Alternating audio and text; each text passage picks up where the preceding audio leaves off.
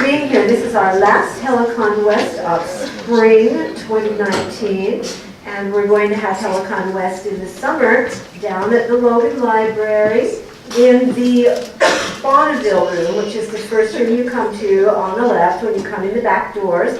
And the first Helicon West of the summer is going to be on May 23rd with Michael McLean, who's our famous Utah Humanities Book Festival guy. And he's deserting us. He's going to New Zealand to study for a few years, and then he'll be back.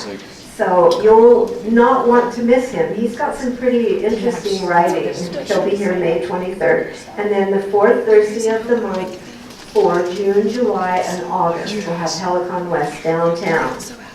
There's a poetry walkabout coming up in May, on May 16th at the Logan City Cemetery, the May Swenson Memorial Poetry Walkabout. As Logan City Poet Laureate, I am only doing 3 more walkabouts, so perhaps you should come to one, because what we do is read poetry in a cool little place in Logan, and then we write. And then we read our poems, and then I incorporate lines from you into the community collaborative poem. My final community collaborative poem of my 5-year term will be the third Tuesday in August at the Logan City Council. I think it starts at 5:30.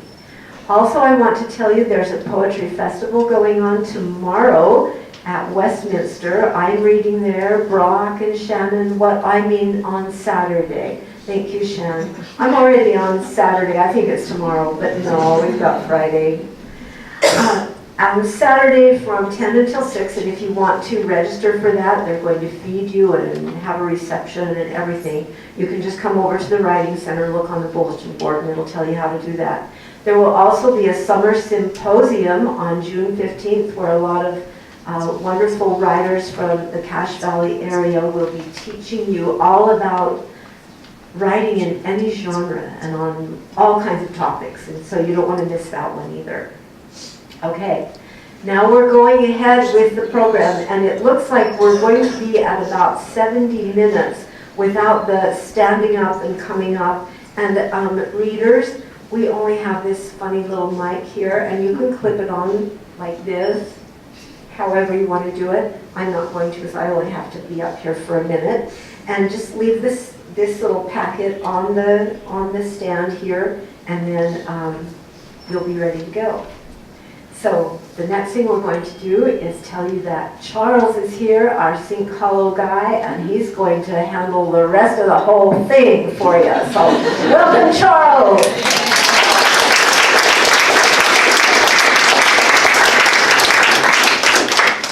Thanks, Star. Yes, I am on Sink Hollow, but I'm telling you all now that I am here today in my capacity as the director of the USU Creative Writing and Art Contest. It's a little different job. Before we do anything else, can we please have a big round of applause for our first City of Logan Poet Laureate, Star Holbrook, our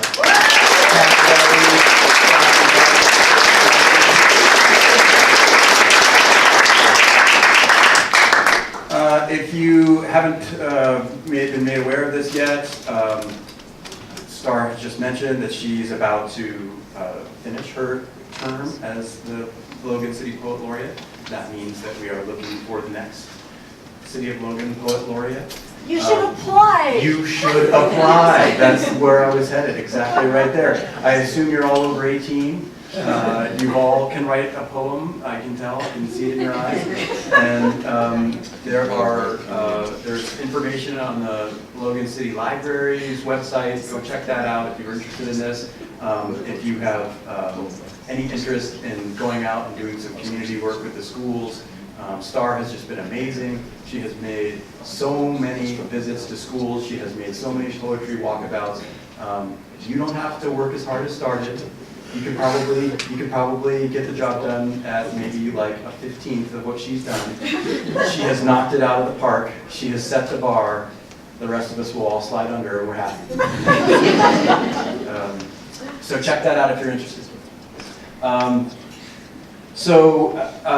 want to also point out that what we're looking at here behind me is the winners of our art contest this year. So before we do anything else, can we give a round of applause to the many wonderful artists whose work is being represented up here tonight. In fact, if you have a piece of art that's being shown today, would you please stand up? Stand up.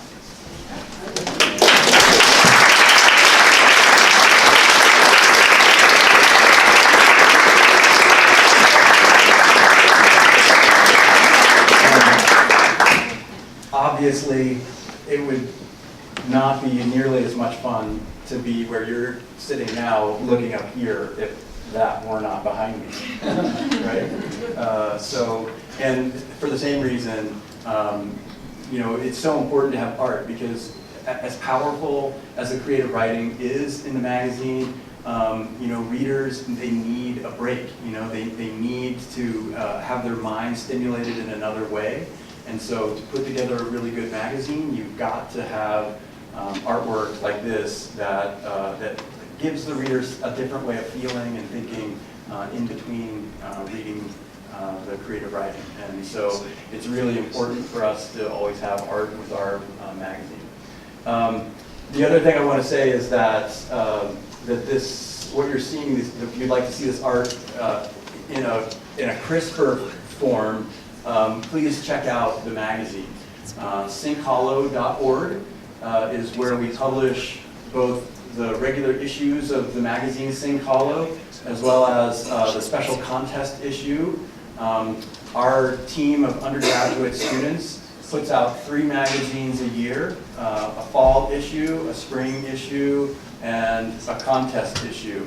And that's a lot for a bunch of 18 to 25-year-olds to come together to put together 3 issues of the magazine. It's really a huge deal.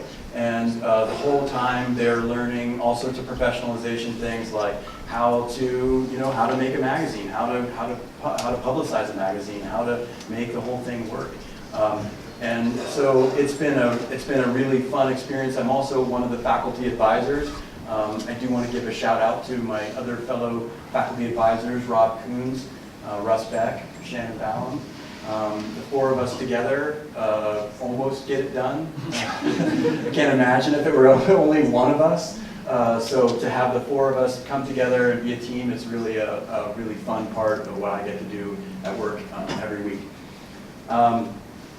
Same reason I want to thank all of the judges who put together, who have chosen this work. The artwork that you're seeing obviously is chosen by a judge. All of the creative writing has been chosen by judges who have expertise in the field. These are people who are willing, out of the goodness of their heart, not cash, not recompense of any kind. They give up their time and their energy during a busy time of the year to read, hundreds of submissions of this stuff, and they sort through it all and they find the best stuff. And I have to say, I just feel like every year their job gets more and more difficult, because the level of the work that's being turned in by our students is always improving. I was just telling Star this in another context today. I can't believe that my semesters keep getting harder and harder. But in this other context, the contest keeps getting harder and harder to choose winners, because you've got 5 people maybe who are really great, and then you've got 8 who are super, and then you've got 10 who are like really good, and it's just to then make that little gradation of choice, like this one's a little bit better than that one. It's really difficult for them. And so I want to also give a big round of applause to everyone who put a story or an essay or a poem or a piece of art up for this contest. You guys are amazing. The work that you're turning in is fantastic. Our creative writing and our art programs on this campus are getting better and better every year. And so all of you guys, a big round of applause to you.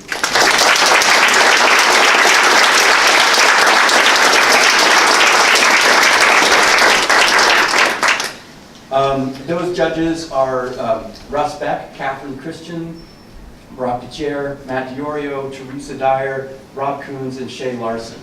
We couldn't have a contest without people who have good taste, right? Think of it this way: if they suck, this would be a worse night for you guys.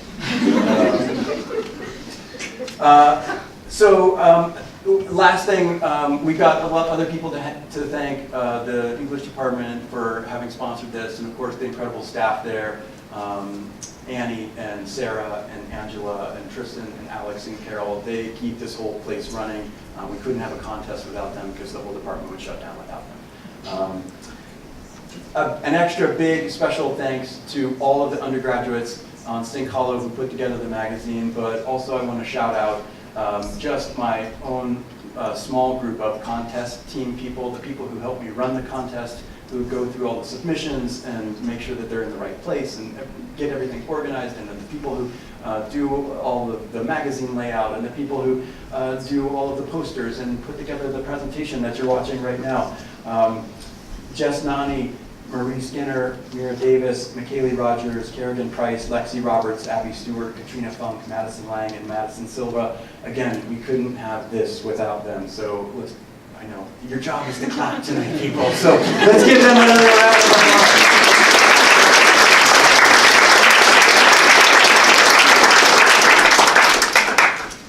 Okay, so on to the part that's not boring. Sorry. We're going to have all of our winners come up tonight. First, second, and third place winners are all coming up tonight. Star, thankfully, has organized them in advance. We're going to have our first place winners read first. Then our second and third place winners will follow them. I can try to help remind you guys in what order that you're going to be reading in, but if you can kind of have this in your mind and be ready to go, it will help because the transition time, we want to cut down on that as much as we can. So our first readers in first place, we have Abby Stewart for undergraduate fiction. We have Marie Skinner for undergraduate creative nonfiction. Ashley Thompson for undergraduate poetry. They will be followed by our graduate winners, Alyssa Whitbeck for graduate fiction, first place, and graduate poetry, third place. And Sean Anderson for graduate creative nonfiction. And then I think Stacy Dennett-Sosi had to say that she couldn't make it tonight. So we'll have those folks read, and then I'll introduce the next group after that. All right, so let's give our first reader a big warm welcome.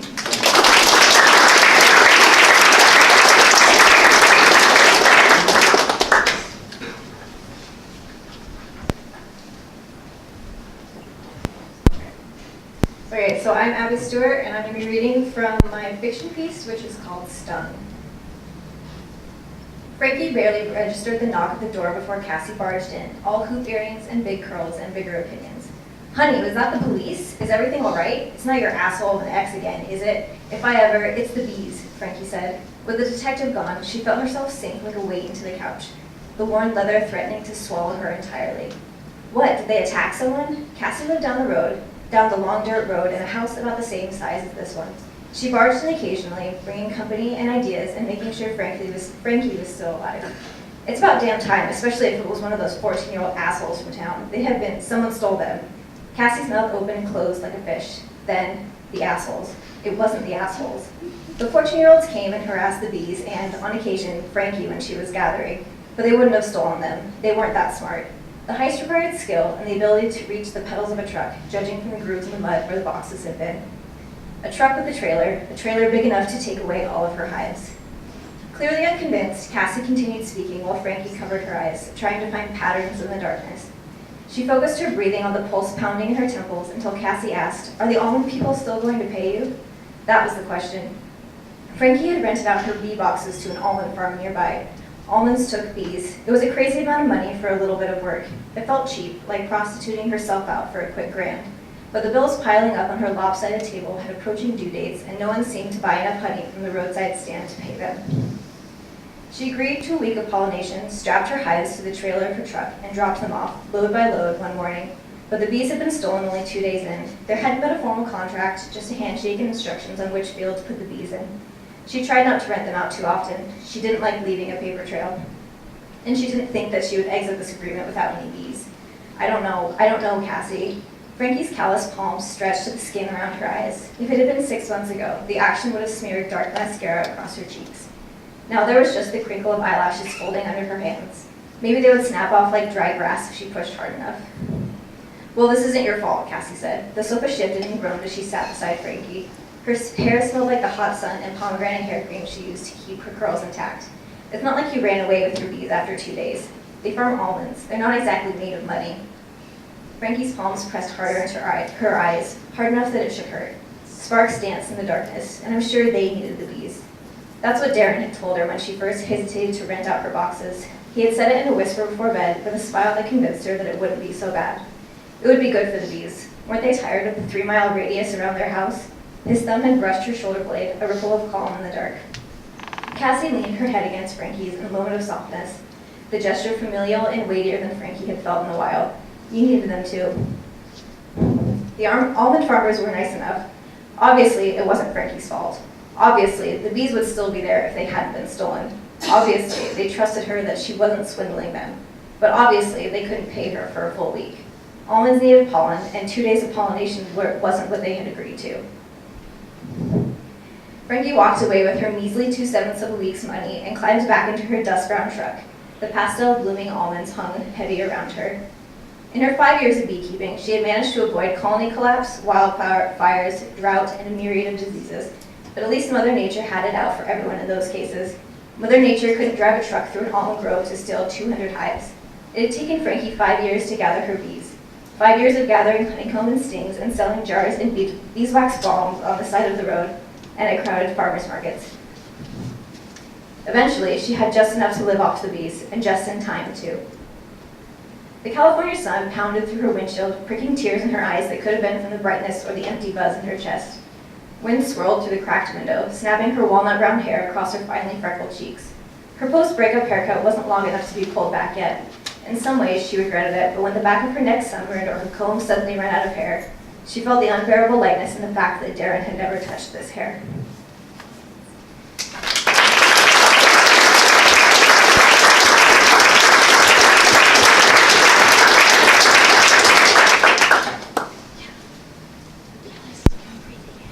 I'm Marie Skinner. I'm going to be reading my nonfiction piece titled The Substance of Memory. Oida is one of my favorite Greek words. It means I see, but in ancient Greeks, to see was to know. And what an amazing idea. I like to look at art, but do it Greekly. What I see isn't enough. I want to understand how it was received, where it came from, and how it has changed the people who see it. One of the most fundamental questions I could ask about art escaped my notice for years. What is it made of? The answer is often fascinating. Van Gogh mixed breadcrumbs into his paint, not for texture, but to change the lightness and color of the paint. He was undeniably a bit strange, but let's talk about paint. Oil paint is made of binder, which is some type of drying oil, and pigment, and this is the exciting part. My favorite paint ingredient today is cadmium. You can buy a rainbow of cadmium, at least 9 hues from Winsor & Newton.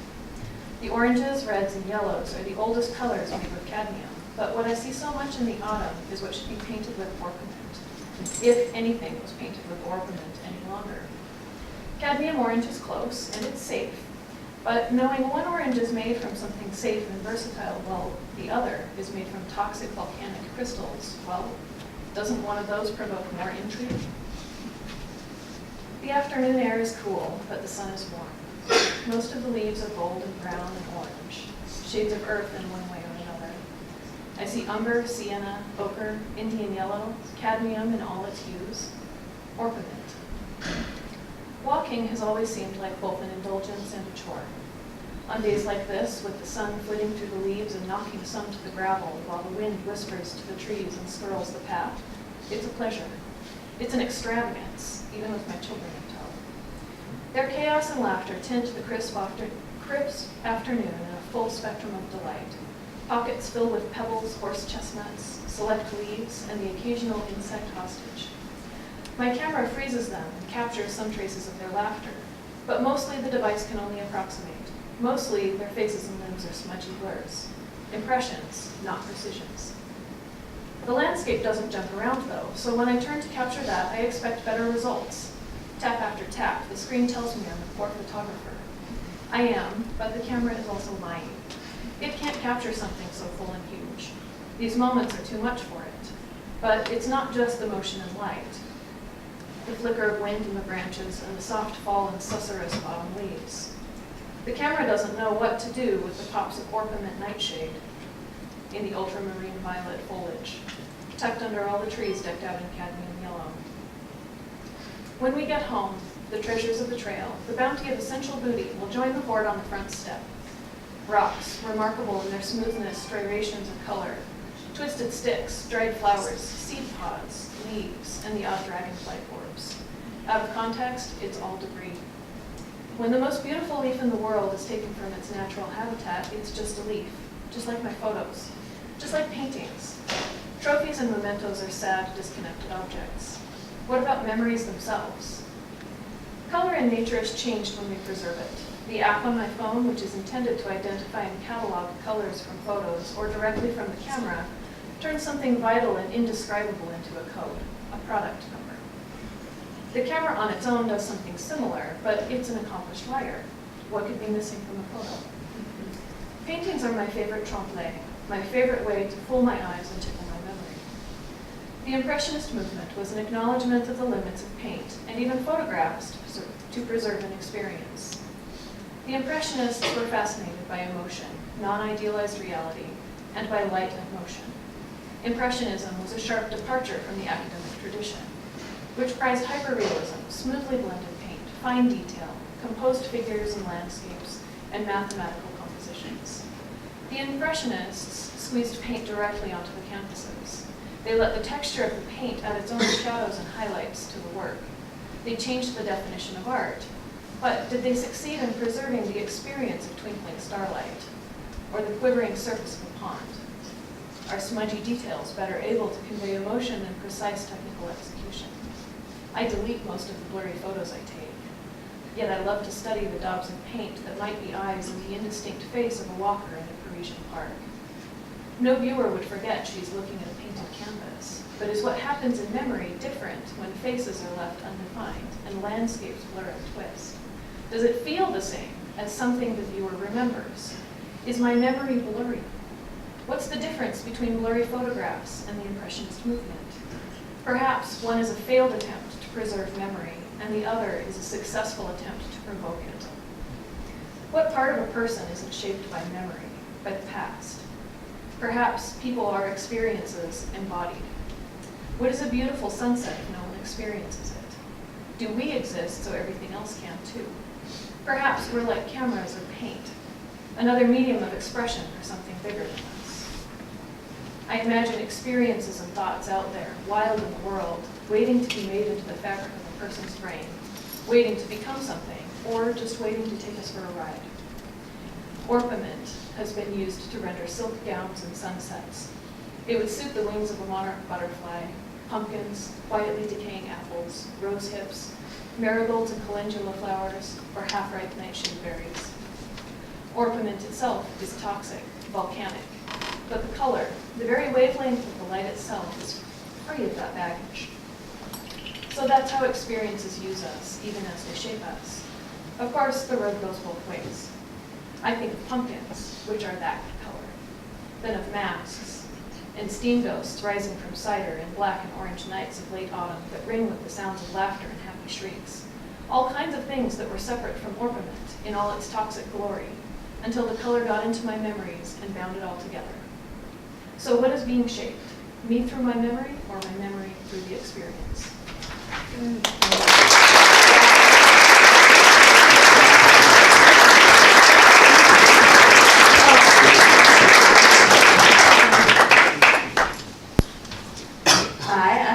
Thompson. I'm going to be reading 2 poems for you. Sexy Sale. Plus-size specific clothing stores shouldn't exist in this godforsaken world, but I'm sorry to report they do. Because Abercrombie doesn't want us. Because someone has to. Sometimes fashion for sizes 10 through 30 slogans look more like "fat people enter here" or "horse show contestants only."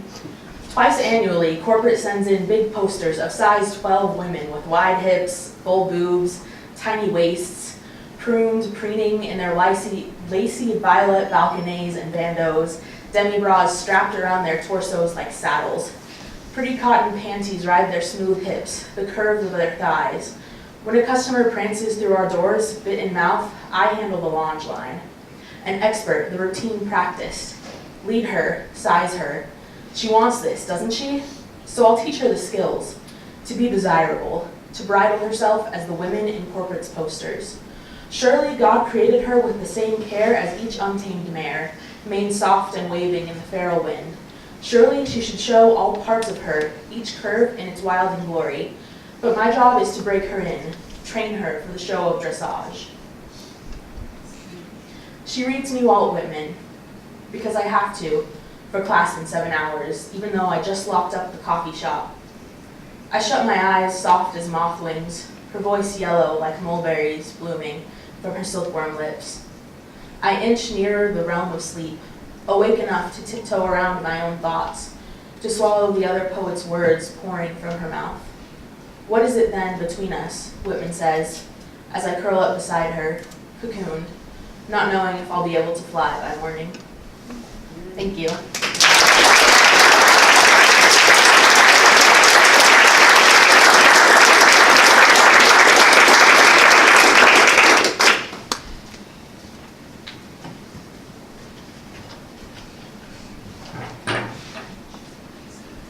Hello.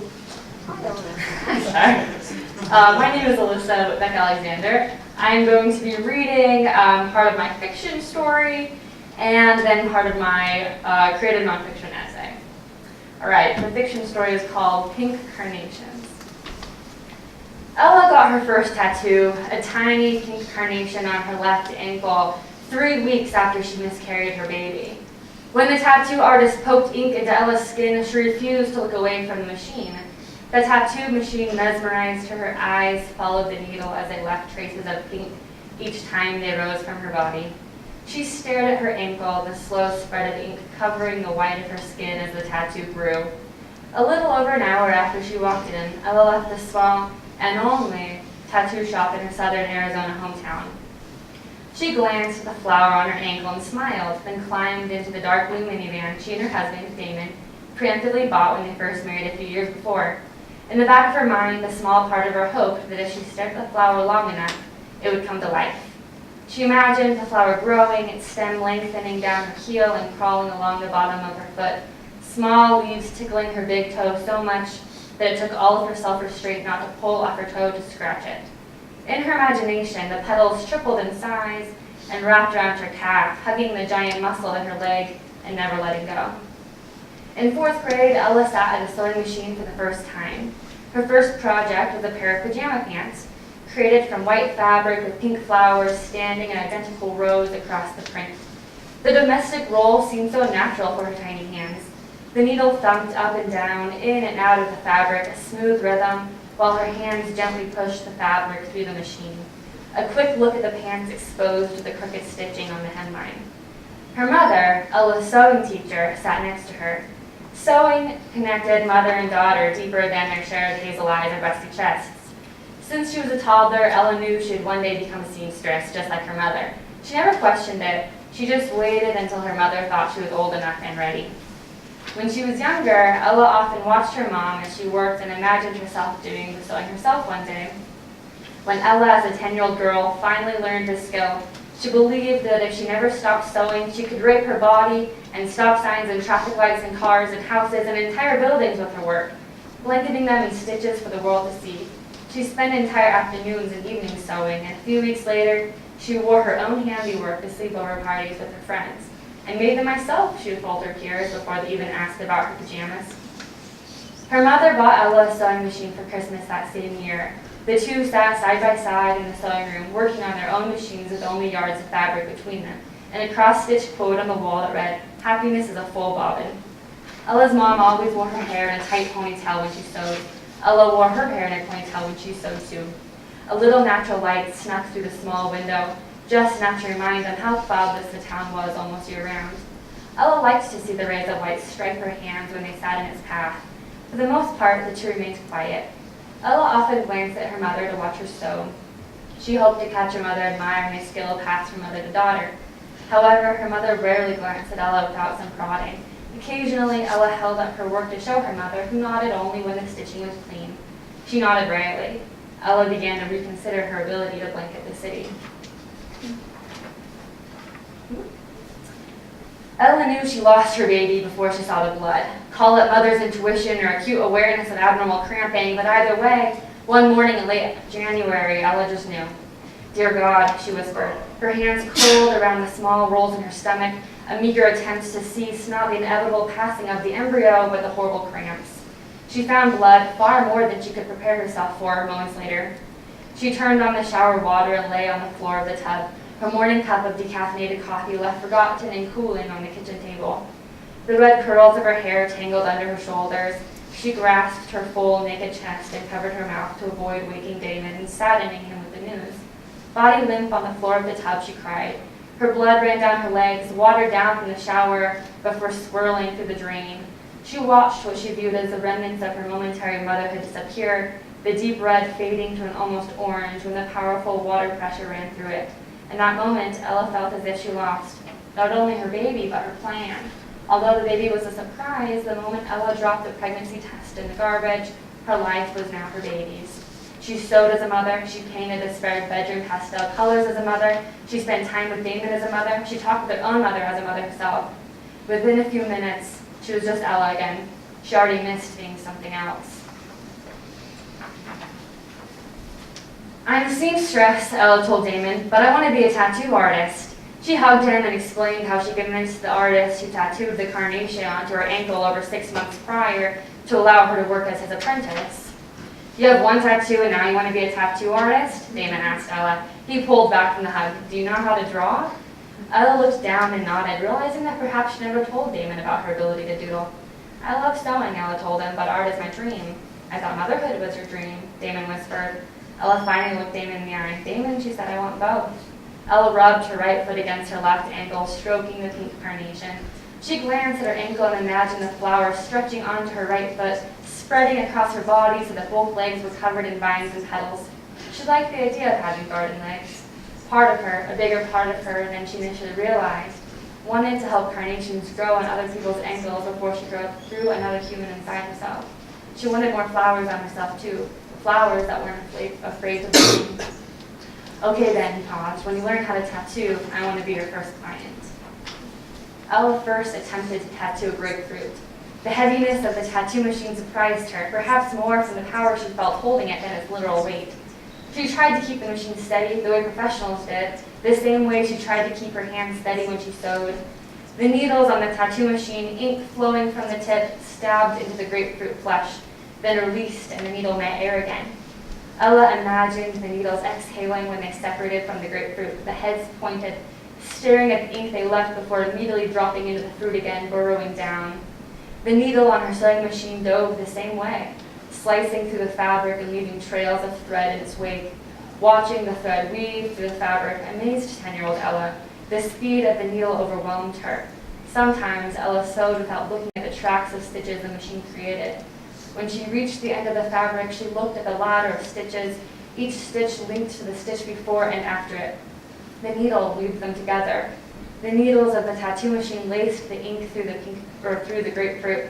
The Ella pulled her head back from the fruit, taking in the whole citrus, and not just a minuscule segment of skin the line of needles pressed into. A tiny pink flower blossomed on the grapefruits.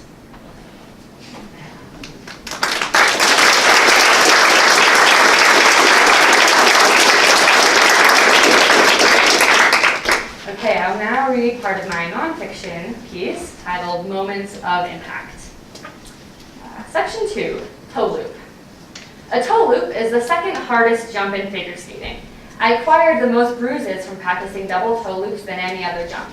Most times I fell, I landed on my elbows. A skinny middle school student with bony arms, giant goose eggs bulged from both. Other times when I fell, my right blade sliced my leg, cutting through my spandex and tights underneath it, leaving bleeding slashes opening my calf. With time, holes covered my tights and pants so much that others said they looked like a cheese grater ran over them. Still, I refused to throw those tights or pants away. Some skaters opt to wear butt pads, knee pads, or elbow pads while learning new jumps. Almost every day I left the ice bruising, bleeding, and aching. I fell over and over again. I refused to wear padding. My legs hold over 30 scars. When I bleed, I never bandage the injury. My dad often comments that if I leave the wound open and bleeding, it will scar. I like the scars, though. They feel like art. Luke only ever saw me wounded. It took the majority of our time dating for my broken ankle to heal, so he first knew me crippled. Every morning before class, he came over to my apartment, gently rubbing my swollen ankle and working through my assigned physical therapy exercises. After busy mornings, he helped me with therapy at night. Did you do physical therapy today? He asked. Let's do it right now. Section 3, loop. I consider loop the most temperamental jump. Unlike the other edge jumps that use the momentum of the free leg, the leg that isn't touching the ice, the free leg should remain still during the takeoff of a loop. If a skater messes up before takeoff, it is significantly harder to compensate for the mistake in the air than for other jumps. The first time I fell on a jump in a competition, I fell on a double loop. I forgot my sunglasses in the hotel room. Luke said, honeymooners in Florida, I wanted anything but stopping by the hotel room. Let's run back and grab those. I stopped walking, nervous. Do you really need them? I asked. Yes, it's so bright out here. After a minute, I agreed.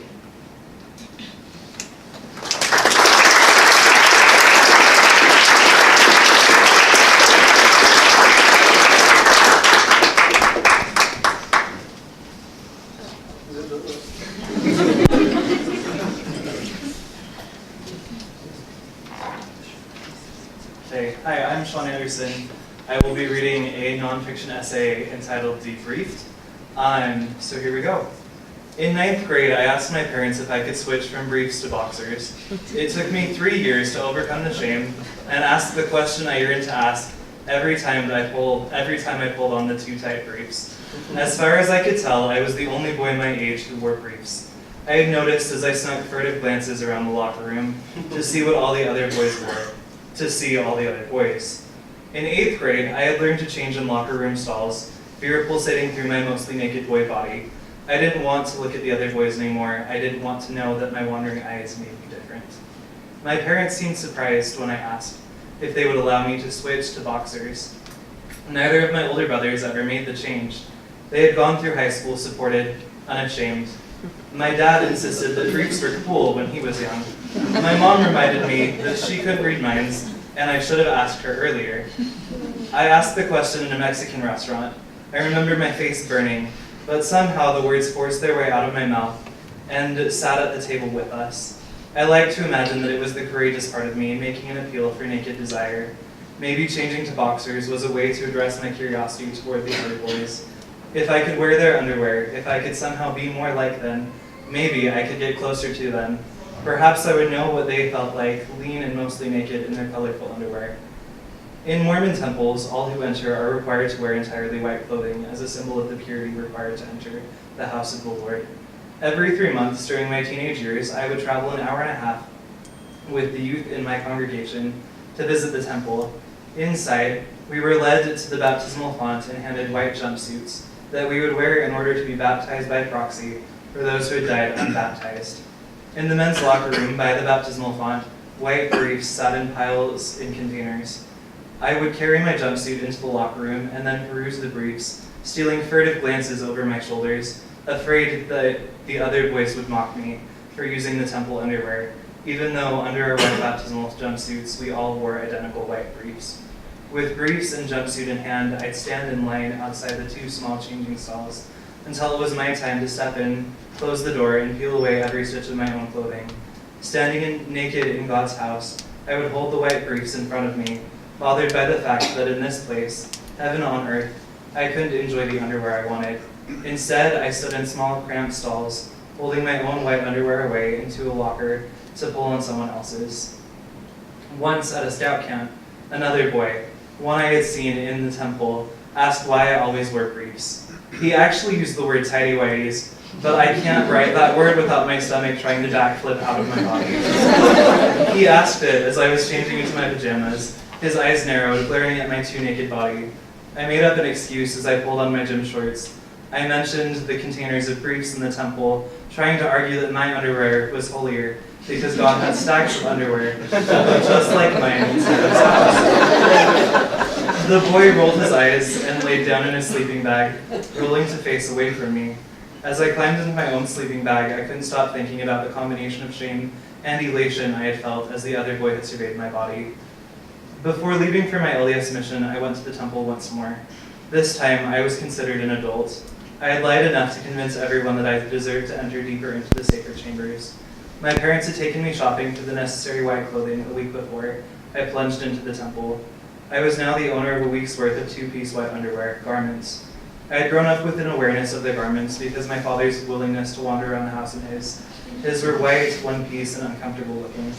All garments are white, designed to cover every inch of skin from mid-bicep down to the knees. They act as a reminder of the promises Mormons make with God. I had gained a more intimate knowledge of the garments a few months prior, when my roommate had made the transition from I don't know what kind of underwear to garments. It was the first time I thought that maybe the garments could be sexy.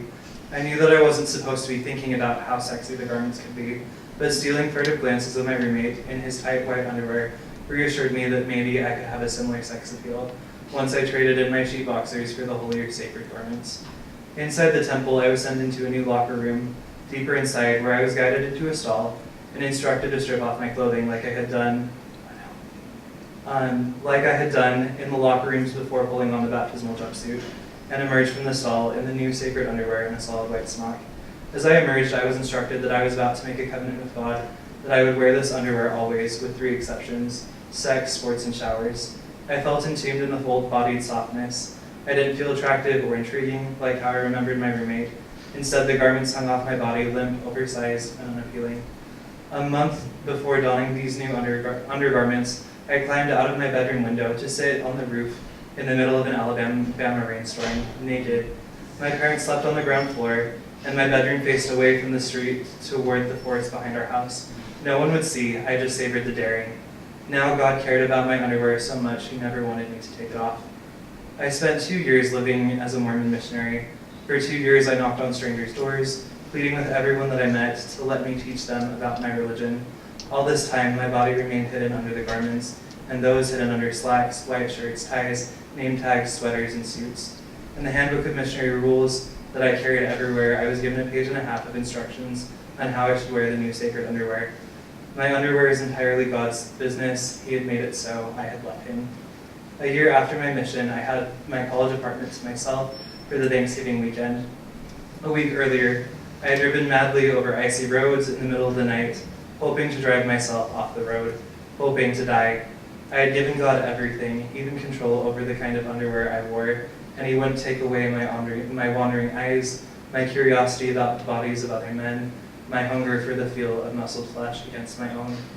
I drove to Walmart the first night of the break, checking over my shoulder as I approached the underwear aisle, afraid I'd run into someone who knew me, someone who knew that I had made promises with God, that I would wear the underwear that He expected me to wear. I hurried to self-checkout so I wouldn't need to hand my broken promises to another person, and then sped home, desperately anticipating stripping off the garments in favor of this new, craved-for underwear. The minute the door was closed behind me, clothes fell to the floor as I tore open the underwear bag. I hungered for the chance to wear this chosen underwear. As my garments fell discarded to the floor, I fought the urge to pick them up and fold them. Instead, I left my promises to God heaped on the floor and pulled on the lime green boxer briefs. Thank you.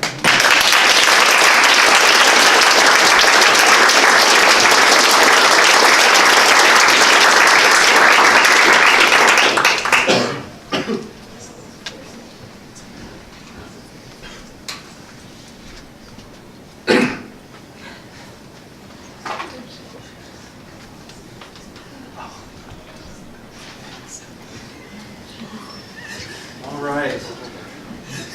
What did I tell you? This is good stuff, right? Yeah. Holy cow. Amazing. All right, so next we're going to have our second and third place winners read in this order. We'll have Kylie Smith read her undergraduate creative nonfiction. Nate Hardy will read his undergraduate poetry. Madison Silva will read her undergraduate fiction. Kayla Berryman, undergraduate creative nonfiction, and Justin Hardy, undergraduate poetry.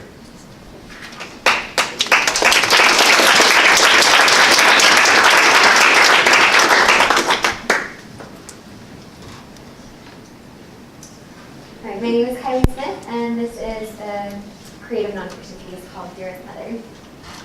It isn't a scream. Nothing is a scream until it reaches 85.1 decibels, and my strawberry shortcake lips are still too timid to produce anything above 64. I whimper nevertheless, as the sharp blade fissures my thumb's paper skin.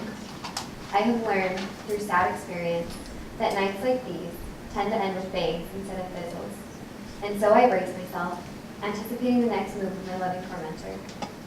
I look into eyes of emerald fury and wonder what it is they see tonight. Daddy says that his wife's mind is like a 3D movie theater, except for that she doesn't get to pick which movie she watches. So it is that tonight, despite perfect vision, this woman can't see the ponytailed child sitting before her. From rapid lips, I hear only mumbles about robberies and justice. Maybe she's seeing thieves tonight. She's seen the thief movie before. I remember that the plot has something to do with people trying to steal all of her government money, although nobody is sure what that is. I'm not usually a character in this story, but I am afraid that I might remember the ending. You deserve to have your hands cut off, she yells violently. Suddenly, I understand why she's slicing me with carbon steel. With a bloody scream, my little lungs finally vibrate enough to move a blue suit to my front door. The police officer looks at my disfigured hand and at the blonde mess of confusion holding the blade. "Is this your mother?" he asks with concern. My mind scrambles to articulate an answer to this supposedly simple question.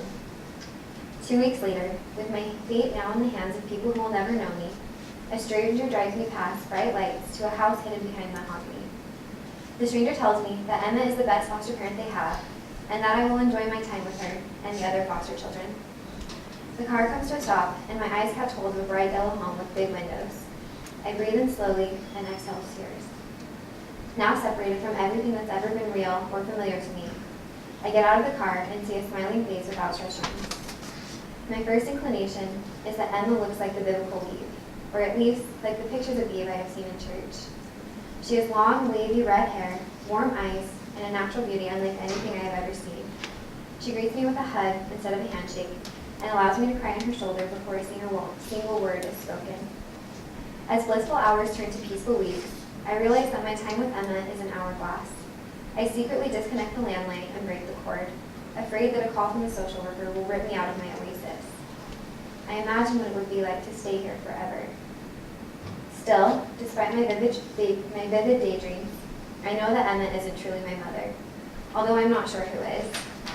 Is motherhood earned or is it given? Does the title belong to my biological mother, the woman who, like Mother Nature, gave me life, but then carried on in indifference to my existence? Does it belong to Lydia, the woman who fed me but failed to protect me in the way that mothers are supposed to? Biology grants motherhood liberally to women who are able to conceive, while women who cannot must be financially, psychologically, and emotionally evaluated to earn the title of mother. I spent 3 more months in the safety of Emma's home until the right combination of therapy and drugs means that it's time for me to return to the former scene of the crime. My foster mother has given me a parting gift, a stone that she says represents bravery. I grasp it tightly as I walk the steps to a foreign, familiar land. Emerald eyes are staring at me once more, but this time they are softer. I recoil from Lydia's embrace, but see genuine love in her countenance. She says nothing, allowing me to ease back into her imperfect love. I look down at my thumb. The mark is beginning to fade.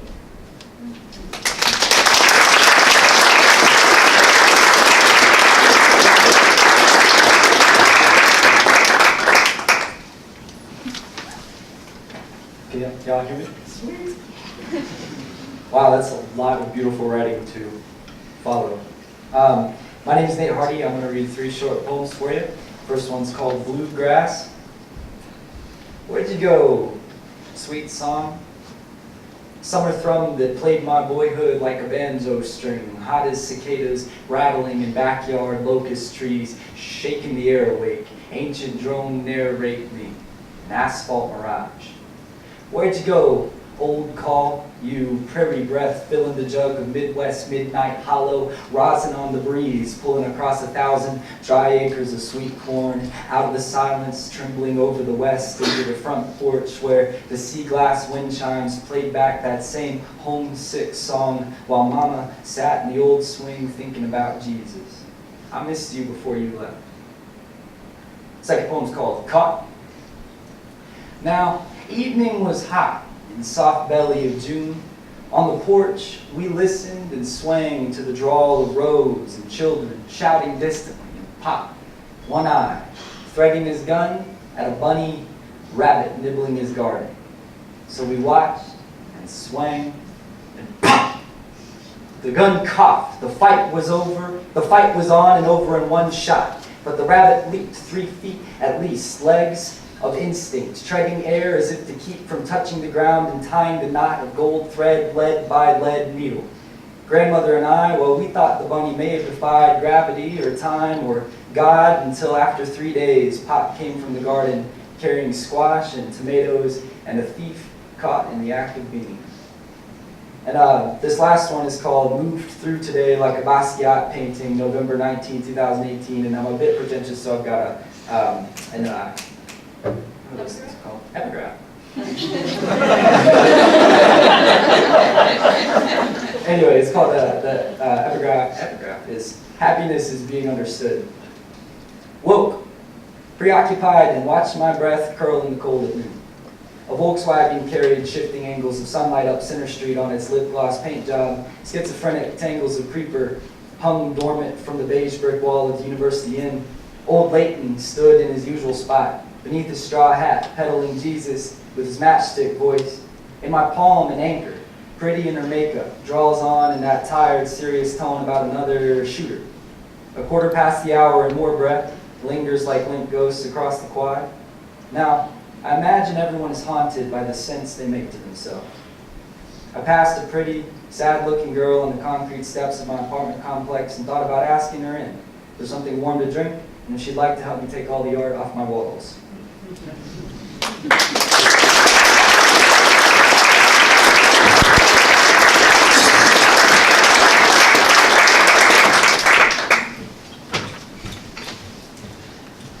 All right, so I'm Madison Silva. I'm reading from a short story called Strawberries and Lemon Liquors. It's about a group of teenagers that go to the lake for the summer. And as much as reading this brings out a sense of nostalgia for me, it also brings out a big Southern accent, so bear with me. Okay. Yeah, but I'm originally from California. So. Anyway, okay. Come on, girls. All summer y'all been begging me to bring y'all here, so who's gonna jump? Jonathan paused. Kathy? She played with the ruffles on her bathing suit. Jonathan knew if he poked her, she'd give in, and if he could just get her close enough to the edge. Good Lord, he shouted, bunch of yellow-bellied lemon lickers. Barely a second passed. Hey, Kathy yelled. I ain't no lemon liquor. Oh yeah, Kathy Ray? He challenged. Then prove it. Jonathan smirked, crossing his thrown arm over the other. Kathy's eyes quickly wandered through the leaves of the trees. She took a big breath and exhaled. Fine. Finally, there she was, the girl who refused Band-Aids. Together, Jonathan and Kathy looked out over the lake. The light on the water looked like a fireworks show. Her face said it all. It was the most beautiful thing she'd ever seen, and Jonathan was about to make her part of it. Pretty great, huh? He said, looking down at her. Sunlight glazed her eyes. Jonathan knew the glittering water called to her as she watched little kids on the other side taste the tide created by motorboats pulling teenagers on water skis. For sure, Mommy's beautiful. She smiled up at him. It brought Jonathan back to the sunny spring morning his mama caught him and Kathy skipping Sunday school. Jonathan sat in the bed of his truck, one hand shading his eyes from the sun and the other flipping a quarter. He glanced up to watch Kathy every other flip. She stood in front of the honeysuckles, which grew up the side of the church's chip siding, and picked flower after flower, pulling out the pistil and touching the drop of nectar to her tongue. She smiled after each one. Jonathan pictured the new bathing suit she had under her church dress and thought about the summer in front of them. A heads or tails game came to his mind. Heads, he'd get up, taste a honeysuckle, and kiss Kathy's forehead. Tails, he wouldn't. His mama came out hollering at them before he could see which way the coin landed. Jonathan could have gotten more lost in that memory, but shook it off instead. All righty, Kathy Ray, go ahead, I'll follow you in. He winked. Kathy, don't do it, Travis warned. She waved it off, but her hands went back to fidgeting with her swimsuit. Hey, you'll be fine, Jonathan grabbed one of her hands. Kathy looked up at him with baby eyes, squeezing her hand, He said, "I would never let anything bad happen to you, Kathy Ray, I mean that." As the boat zoomed by, she gave him that flowery smile. Jonathan let go of Kathy's hand, and with blushed cheeks, he quickly took off his cap, ran his fingers through his hair, and put it back on. Brushing off his nerves, he nudged her forward. "Now get going." Kathy stepped to the edge, looking about 12 feet down at the rocks in the water that she'd have to clear in order not to get hurt. Jonathan saw the worry creep up her face as she said, "Johnny boy, I don't know about this. I don't think..." Before Kathy could backtrack, as if second nature, Jonathan shoved her over the edge, laughing as she fell. Heads or tails? He chose tails. Travis and Beth gasped as they watched that girl fall into the water and be encased in Monty's arms. They peered over the edge to watch the splash, but then Travis cursed. The most terrifying shriek came from the rocks. It stunned Jonathan, but the wails that followed pulled him to the edge to see Kathy struggling to keep her head above the waves. Dirty red water splashed around as if Monty had grown a strawberry patch to surround her.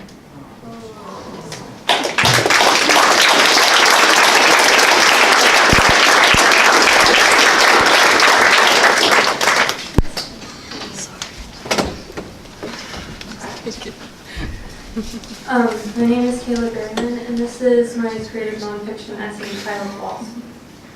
There are 3 types of strangers. The first will guess, the second she will tell, and the third will require complete honesty. Stranger in a room with cinder block walls, under friendly interrogation, dim lighting, large blue eyes. She thinks this stranger might be understanding. They live together, stay up giggling, talk about finals and classes. She feels older, stronger, keeps textbooks with quotes by Albert Fortune Chernick and essays by Virginia Woolf. Because it's been 3 years since things started lining up, and this complete and total lack of control stopped being a problem, really. And at first, nothing made sense. Years later, still didn't make sense. But that was okay. Maybe, probably, hopefully. Some things would take years before anything began to make sense. But that couldn't happen until much later. Another room, another stranger, another set of walls. Walls have blood pressure cuffs hanging like all too familiar teardrops. Hand soap and sickness smell. Cabinets with tongue depressors, cotton balls scream. You are a body that wants to stay alive. Stranger in white coat, tie. I promise you don't want to be hospitalized. It's not fun. You have to eat.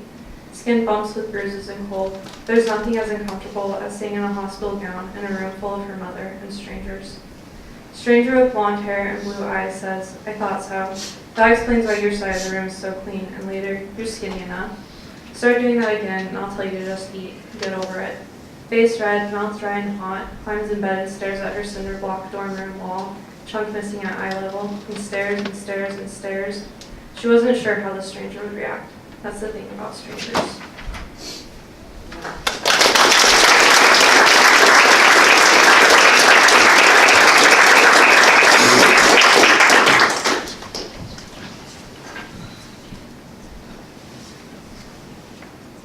Alright, my name is Justin Hardy, and I'll be reading my poem, Letting It Go. A Douglas fir, struck by loose boulders from great cliffs over Dry Creek and bent at its half, provided shelter from the rain for my father and me. Water smeared his face, turned red soil to mud, and the murk across our boots sank through leather, chilled our toes, even as blue sky shone in the alpine storm. I will never know if Father wept in that rain, as he told me Grandpa had died, while sharp winds from the canyon stole the chirps of larks against the lupine trail. And Father clutched his straps, as if his pack of PB&Js weighed like stone, his shoulders thrown back, chest wide against the gale, cold lost amidst his tangled whiskers. I kept my whimpers silent, placed mitted hands beneath my butt, looked to Father to see if I could breathe while rain whipped the fallen fir. And a twig snapped 20 yards east, where 2 pines danced into the sky, trunks entwined. The antlers came first, a 6-point heavy with golden lacquer. Father's gaze locked on the bull, hooves certain against mud rivulets, the bugle sudden and waning as fierce gusts and rain silenced the cry. And I waited for Father to unsling his Winchester Magnum, but he never did. He kept his back to his son and watched the bull he had tracked for 2 days feed on Pine Boughs. Thank you.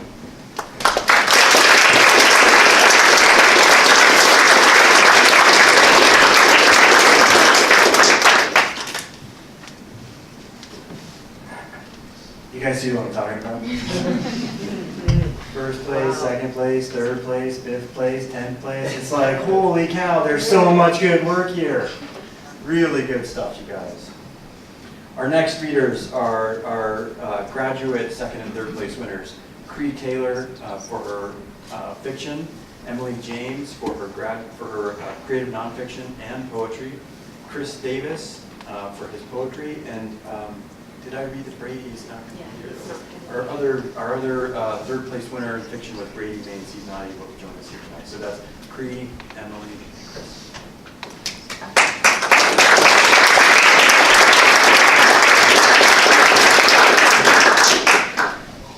Okay, I'm Cree. I'm going to read you just a little excerpt from my story. I appreciate this. Helen was walking. It was 8:15 a.m. and she was already 15 minutes behind schedule. She hated being late, even when she was simply behind her own schedule. Being late was rude, improper, and disrespectful.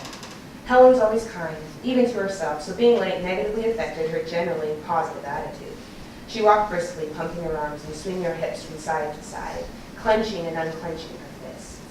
She tried to maintain her usual cheery disposition when she saw neighbors on her roof. Helen is cheerful, Helen is happy, all is well, all is well. She smiled with her lips.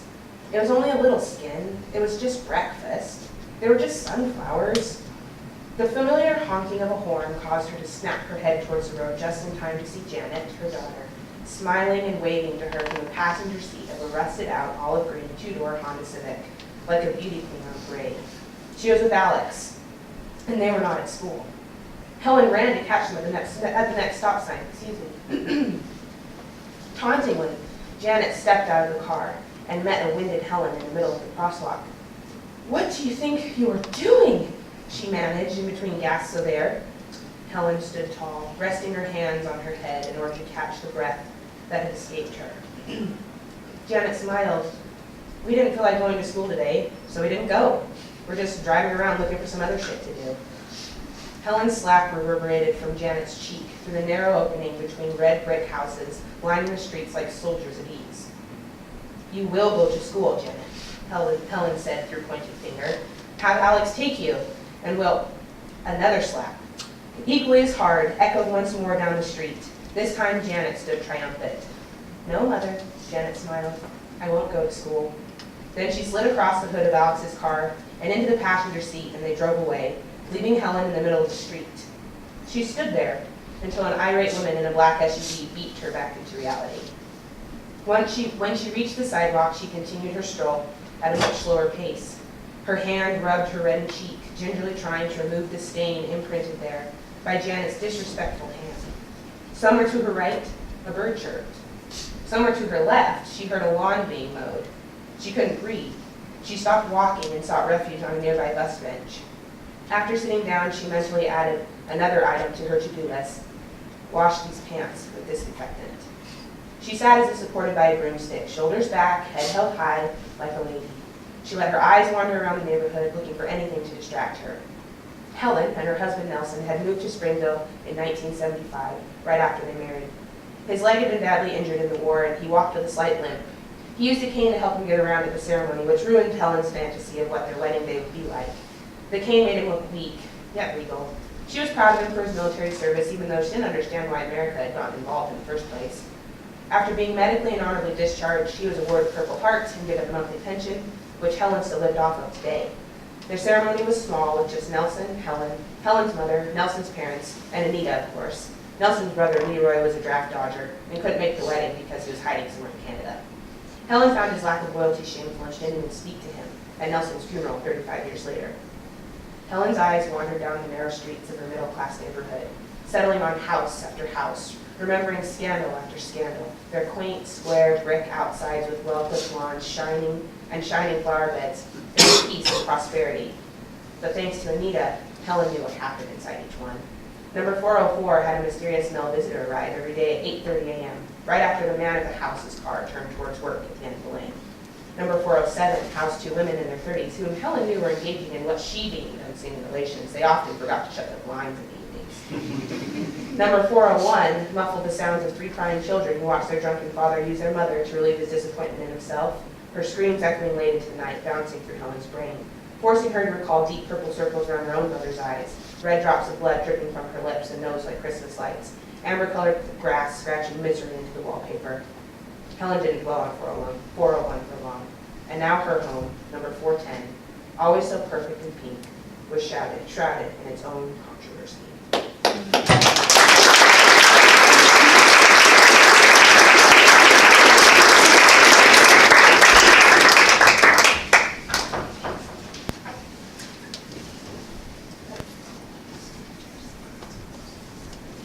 Hello, my name is Emily James, and I'm going to read you a little poem and then some chunks from a piece of my creative nonfiction. So the poem is called Surrogate Mother. All right. The hours spent sitting chin to chest, my head bowed on the crown of yours, aware of your coos and cries, clues as to bounce or pat or sway, preparation for the sweet moment when your eyelids heavy finally close, a deep breath. So goes each meditation on the sleeping baby.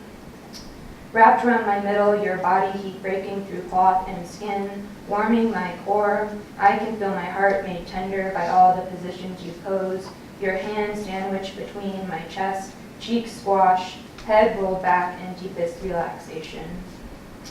The longer we sit, the more my stories tempt. The meaning of your wrinkled brow, an assumption, rapid eye movement means you're dreaming, projections, that was a smile. But you are 2 weeks old, you are just being.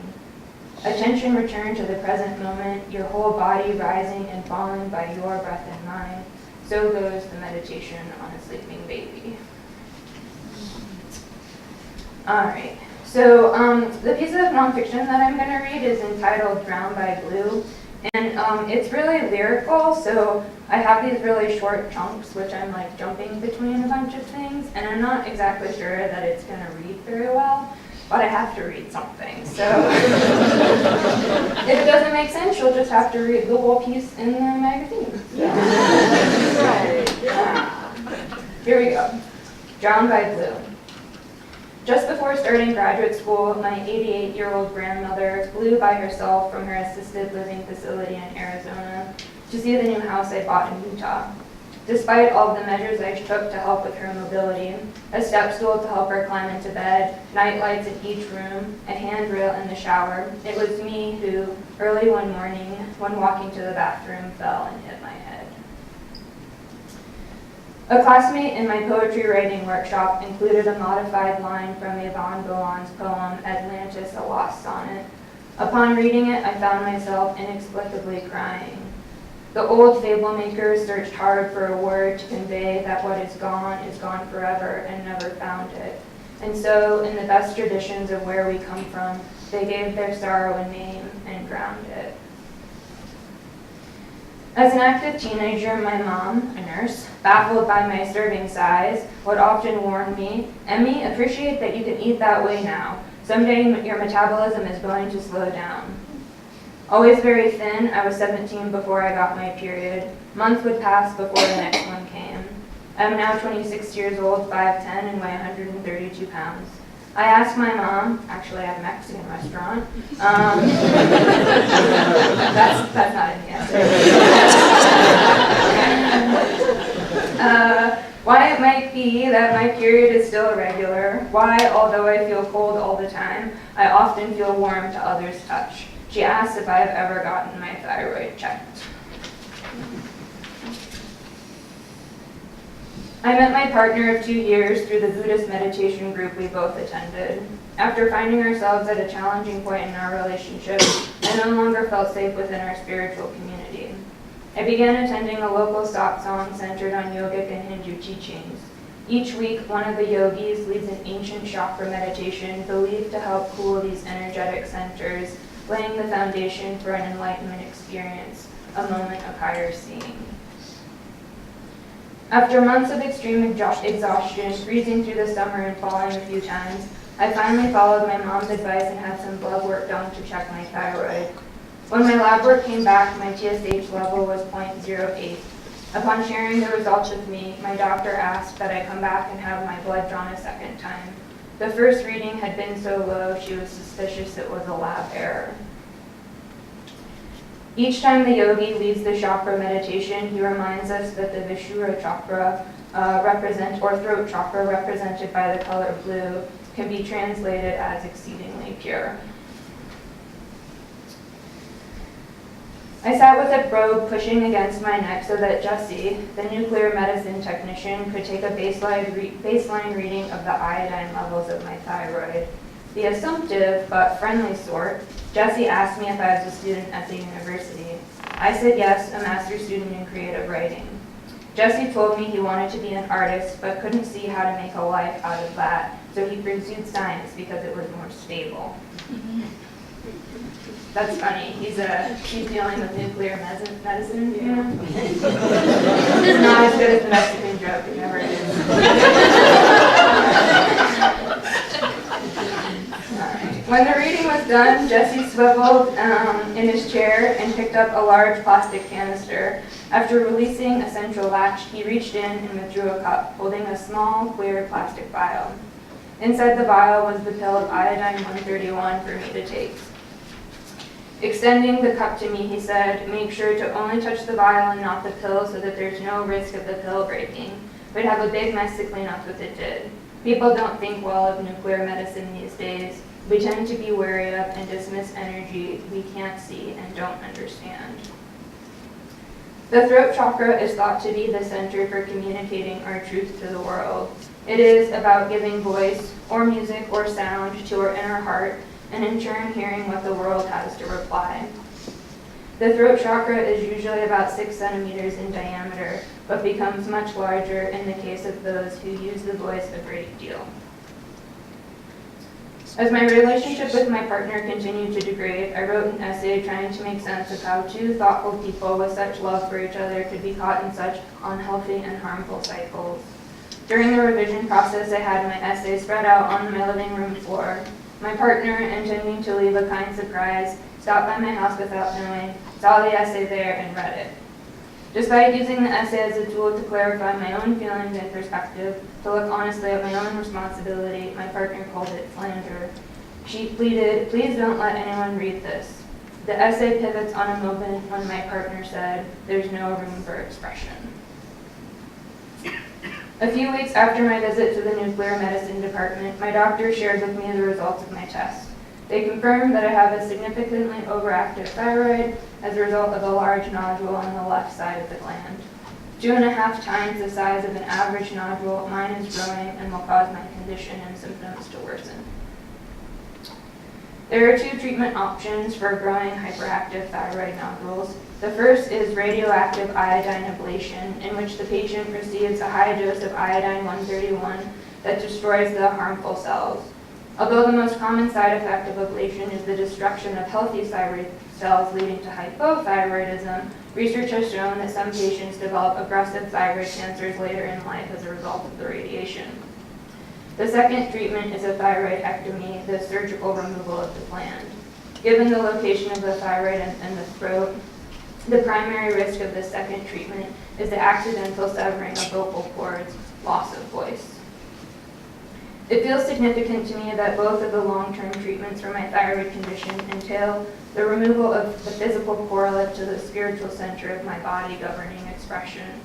When I talked to my doctor about the 2 options, he advises pursuing the surgical route, a left hemithyroidectomy. Or, one way or another, he says, if you want to be well, you have to get this out. I can't ignore how this process of diagnosis has paralleled the journey to my naming that I have a deep longing to have a voice.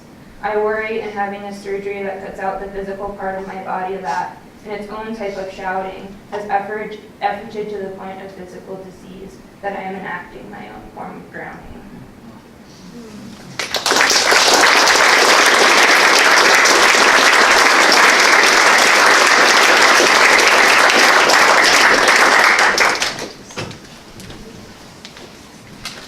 Alright, so I'm just going to read with no microphone because I'm loud. But this is my, if I remember right, my 3rd time reading at one of these. Yeah. And it'll be my final time because I can't afford to pay the judges anymore. Accurately, I'm graduating, but yeah. All right, this is called Stung While Sanding the House. Scraping the paint off the house under the falling sun of a late June afternoon, sliding the sanding block across the weathered wood, cracked and splintered, grinding the old paint away in chips to make way for the new coat. Under the awning, a company of wasps, yellow and black-backed antennae, extended like the leafless branches of a tree in winter, stick their filaments together, turning wood fibers into pulp, working on their own house under the eve of mine. As I work closer, they hum into the air like little UFOs, circling in rhythmic flight patterns, warning me to fuck off.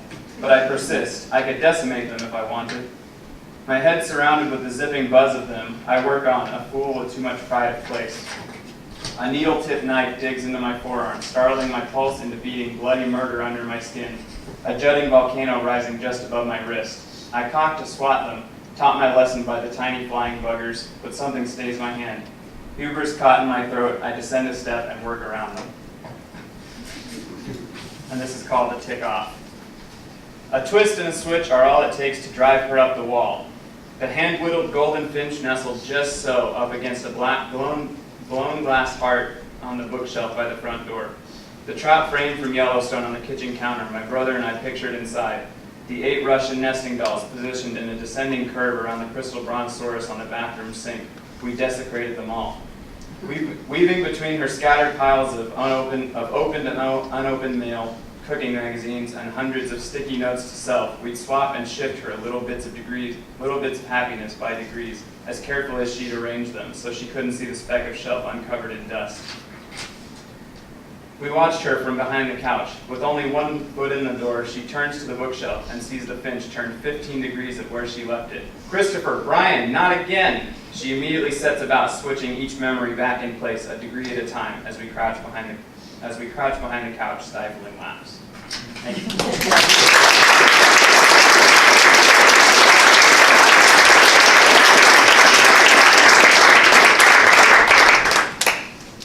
Yeah. Pretty amazing stuff, right? Right. Like, the best contest ever, right? I mean, come on, you guys. Let's give it up for everybody one more time.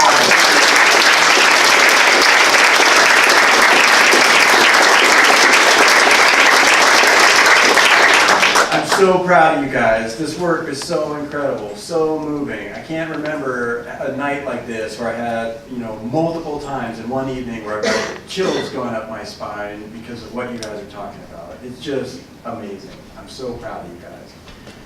Thank you all for coming. Normally, Helicon West always has time for an open mic, and yet tonight we're so full with all these wonderful words that we do not have time for an open mic, so I'm sorry for those of you who came, and we're hoping to have a little bit of time to read. Helicon West will reconvene The last Thursday in May. the last Thursday in May, so just hold on to those poems and those stories and those essays for a month, and please come and join us at the Logan City Library and read them. Thank you all for coming tonight to celebrate these wonderful writers. Everybody have a great time. Thank you.